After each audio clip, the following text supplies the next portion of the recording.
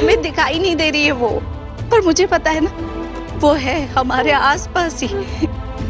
हमें देख रही होगी वो अप्पू। मत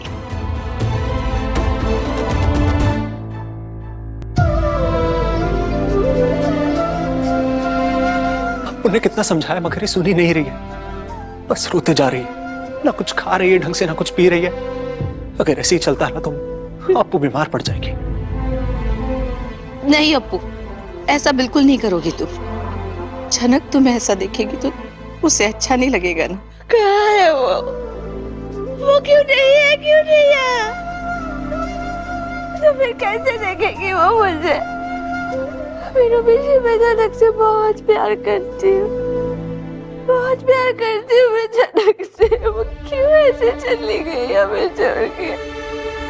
क्यों ऐसे चली गई? और जहां आज अप्पू का रो रो कर बुरा हाल है, वहीं अर्शी, तनुजा, बिपाशा, लाल को कोई फर्क नहीं पड़ता। वो तो उल्टे इरिटेट दिख रहे हैं। पर अब दादा उठते हैं। अप्पू बेटा, मेरे पास आओ, मेरे पास आओ बेटा। जादू भाई वो क्यों चली गई? जादू अब मैं कैसे रहूंगी इसके बिना? बेटा मैं भी यही सोच रहा हूँ। मेरे बस में होता ना तो हंसते हंसते अपनी उम्र उस बच्चे को दे देता। उसके लिए कुछ नहीं कर पाया मैं, कुछ भी नहीं। बस ऐसे ही चली गई वो। काफी लोग खुश हो गए उसके जाने से।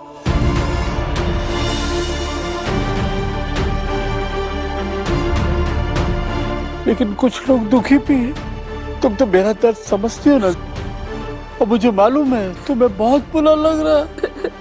बस बेटा, बस जरा उसकी सोचो जिसे सबसे ज्यादा दुख है, सबसे ज्यादा बुरा लग रहा है।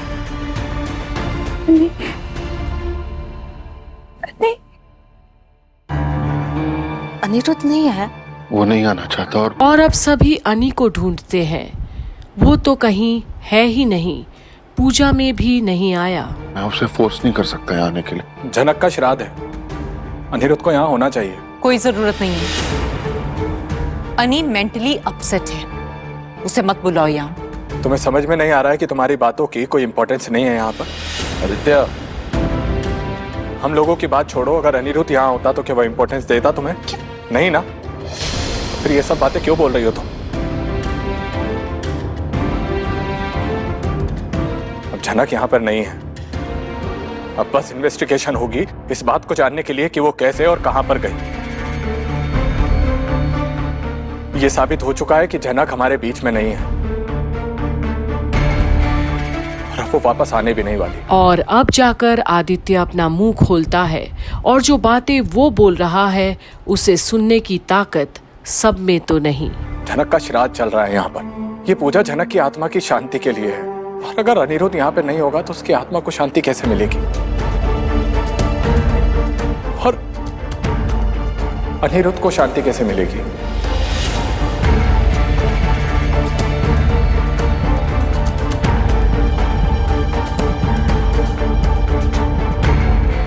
इस हादसे ने अनिरुद्ध को इतना हर्ट किया है कि वो यहाँ पर आ भी नहीं पा रहा है।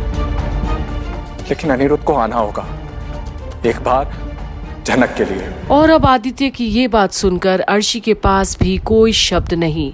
मतलब अब झनक अनी की जिंदगी तो थी ही, और मौत भी अब अलग नहीं कर पाएगा उन दोनों को।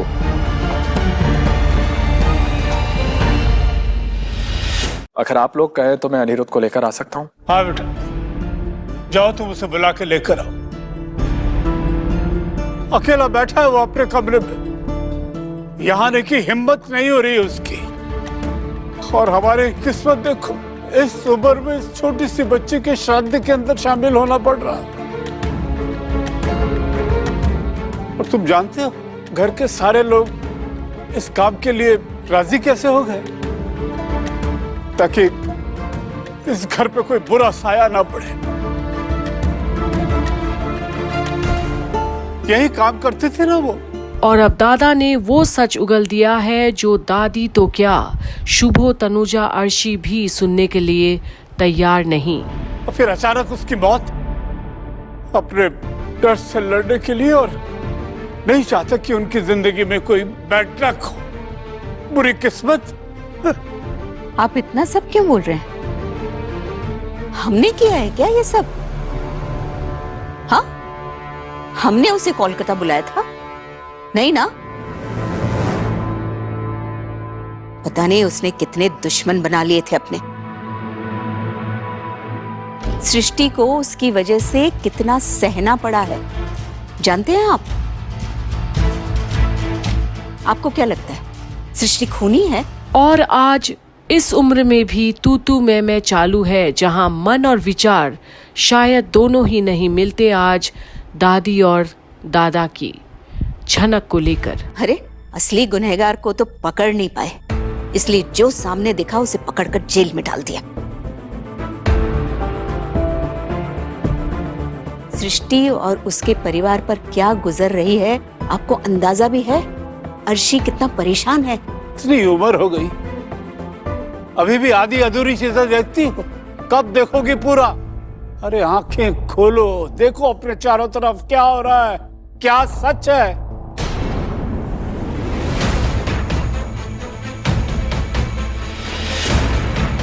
ऐसे अंधेरे में जीने से कोई फायदा नहीं है।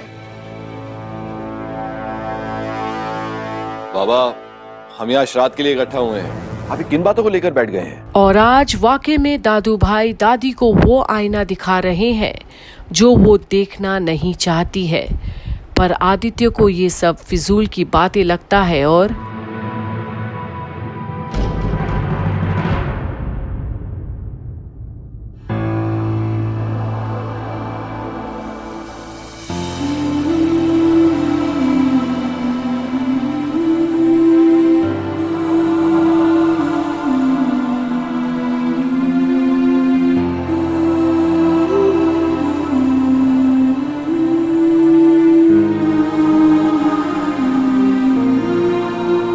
बैठे रहने से क्या होगा अनिरुद्ध?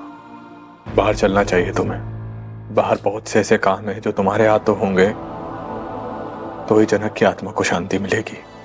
जनक ने अपने सारे कामों से मुझे छुट्टी दे दी है, अब मेरा क्या ही काम। और अब आदित्य अपने सामने एक बिखरा हुआ इंसान देखता है जिसके अंदर अब कुछ भी नहीं बचा है। जनक जब जिंदा थी तब भी मैंने उसके लिए कुछ नहीं किया।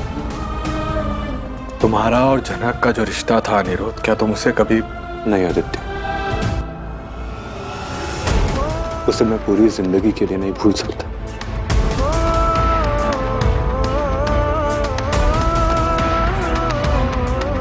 इसीलिए कह रहा हूं कि तुम्हारा बाहर होना जरूरी है।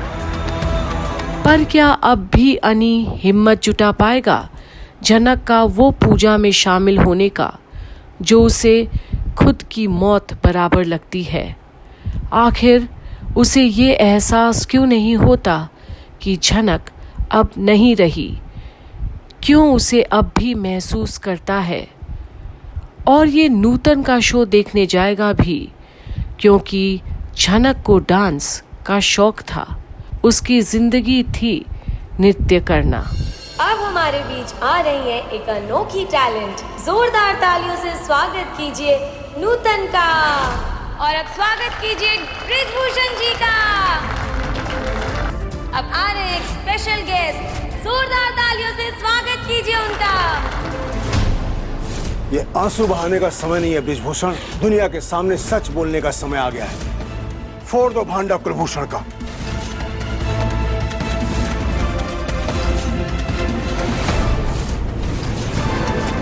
जनक नहीं, ये नूतन है, हमारी बेटी। बने रहिए झनक के आगे की अपडेट्स के लिए यहीं कंप्लीट बॉलीवुड पर, क्योंकि आगे आने वाले समय में बहुत कुछ होने वाला है।